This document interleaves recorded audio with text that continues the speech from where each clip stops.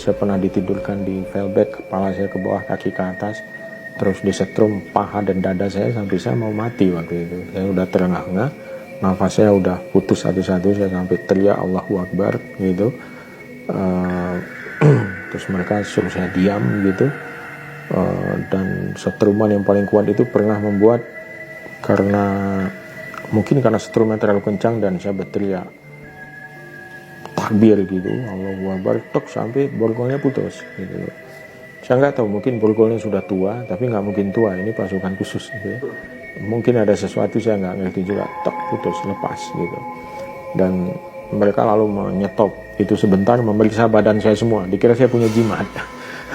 Membuka baju saya dan celana saya, tinggal celana dalam aja gitu. Ternyata nggak ada ini. Terus berhenti untuk sesaat, mereka tidak menyiksa saya gitu. Tapi siksaan itu menurut saya yang paling berat, karena nafas saya sudah terengah-engah dan saya sudah merasa seperti gelap dan melihat cahaya biru atau gimana gitu ya. Saya langsung diinterogasi di situ. Semua kekerasan itu terjadi lah di situ. Ya, setrum, pukul dan lain-lain. Ya, ada teman saya malah tidur di balok es. Saya tidak mengalami hal itu, tapi setruman cukup membuat saya setengah mati pada waktu itu. 3 hari itu ya seperti teror aja buat kita semua ya. Ya nggak bisa tidur, kehilangan orientasi waktu, penyiksaan berjalan jam demi jam, terus interogasi. Saya sebenarnya marah betul dengan Pak Prabowo, karena seolah-olah itu sesuatu yang perlu ditertawakan. Nyawa teman-teman saya 14 yang belum hilang. Jadi menjawab tendensius itu menurut saya, di samping itu ada dia bilang come on gitu. Ini nyawa manusia loh, 14 orang. Dan saya masih menyimpan betul, termasuk saya pakai bajunya. Saya 2 hari lalu dikasih satu kartu, namanya kartu Indonesia Sehat Prioritas. Ini satu kartu yang pengakuan dari negara bahwa Anda korban pelanggaran HAM. Tapi memang belum ada proses, jadi non-litigasi, kami kasih kira-kira kartu-kartu ini sebagai perasaan bersalah negara. Sampai sekarang, kalau ketemu keluarga korban, itu selalu ada pertanyaan, kenapa saya bebas, kenapa anak enggak? Apa salah anak saya? Ini saya nggak bisa jawab sampai sekarang. Tahun 96, beliau datang sebagai Danjen Kopassus, mengejar peristiwa, saat itu peristiwa Lawrence ya, mengejar Pak Kelly Kualik dengan rombongannya, dijudge bahwa itu OPM. Ya kalau memang yang dicari Pak Kelly Kualik dengan teman-teman, kenapa harus bakar itu kampung-kampung, basmi itu kampung-kampung, desa-desa, ibu-ibu dengan anak-anak kecil, perempuan-perempuan yang tidak berdosa dibunuh. Bapak boleh senang, tapi hukum karma menanti Bapak. Bagaimana? Semua orang jangan pura-pura gila, jangan pura-pura tuli, jangan menutup mata dengan situasi yang ada. Belum lagi peristiwa Biak tahun 96, itu beliau menjabat sebagai Danjen Kopassus. Orang Papua dibantai. Ya. Kita tidak bisa menutup mata dengan semudah kita balik telapak tangan terus melupakan semua. Oh, Pak Prabowo sekarang sudah baik, sudah bertobat. Sekarang juga beliau sudah tua, sudah sangat tua. Sudah tidak layak lagi untuk dipilih. Beliau punya semangat hanya karena saya bilang beliau masih punya duit yang sangat banyak. Dan beliau merasa bahwa beliau tuh masih sanggup untuk berkuasa. Ditambah lagi dengan elit-elit politik yang tercatat korupsi. Tragedi keras pada bulan September 1983 ketika pasukan ABRI yang dipimpin Letnan Prabowo Subianto tanpa ampun membantai secara massal sehingga desa itu tidak berpenghuni.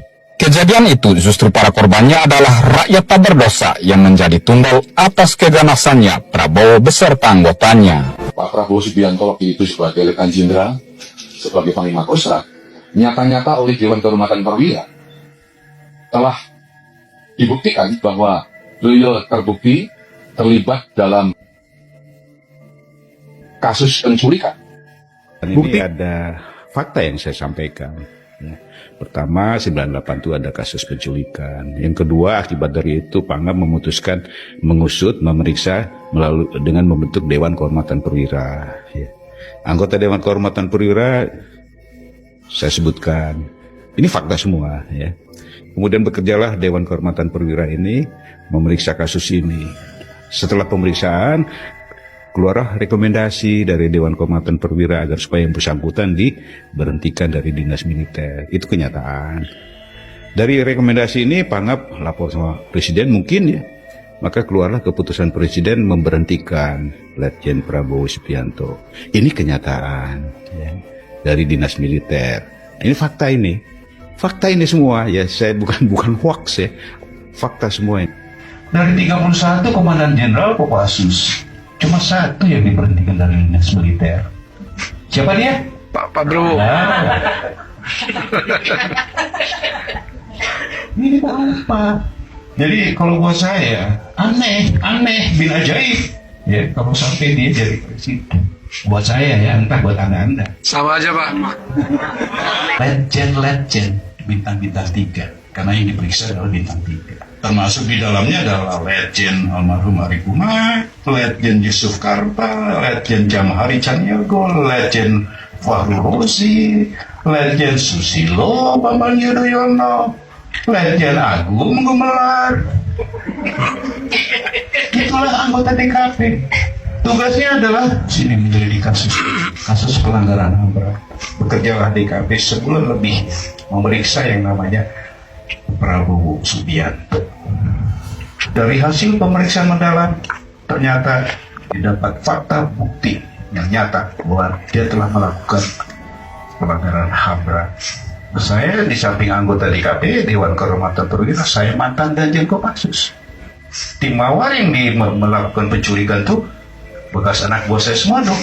Saya juga pendekatan dari hati ke hati dengan mereka di luar kerjaan DKP. Ketika dari hati ke hati dengan mereka, disinilah saya tahu bagaimana matinya orang-orang itu, di mana dibuangnya saya tahu betul. Astagfirullah. Jadi DKP dengan hasil temuan seperti ini merekomendasikan kepada Panglima TNI dengan kesalahannya terbukti ini, direkomendasikan agar supaya yang bersangkutan diberhentikan dari dinas militer. Tanda tangan semua, bagi OHS tanda tangan, Agung Gumelar tanda tangan, Susilo Bambang Yudhoyono tanda tangan, semua tanda tangan. Yang walaupun sekarang ini saya jadi heran, ini yang tanda tangan rekomendasi kok malah sekarang mendukung. Itu punya prinsip itu orang. Itu fakta yang tidak bisa dihapus. Siapa yang bisa menghapus ini? Sampai sekarang Amerika, Inggris, Australia, no for Prabowo. Tidak bisa masuk ke Amerika, tidak bisa masuk ke Inggris. Ini fakta, bukan black campaign. Apa yang paling kita lihat yang sangat ironi, Agung Gumelar menyatakan dalam salah satu pidatonya mengatakan bahwa dia mengetahui di mana itu orang-orang yang diculik dan dikuburkan dari informasi pada saat penyidikan dan pemeriksaan Prabowo Subianto. Dan ini rakyat Indonesia bisa mengejar itu. Karena jelas-jelas diungkapkan di situ bahwa Agung Gumelar sangat kaget begitu tahu berapa banyak yang diculik, berapa banyak yang dibunuh, dan dia mengetahui di mana korban-korban itu dikuburkan. Ini pernyataan yang perlu kita kejar dari Agung Gumelar dan Presiden Jokowi.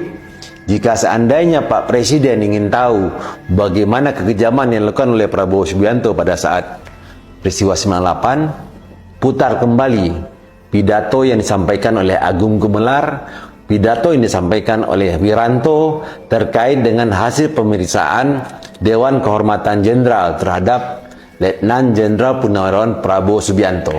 Setiap penyelenggara negara yang tidak bebas dan bersih dari KKN pasti kita sikat.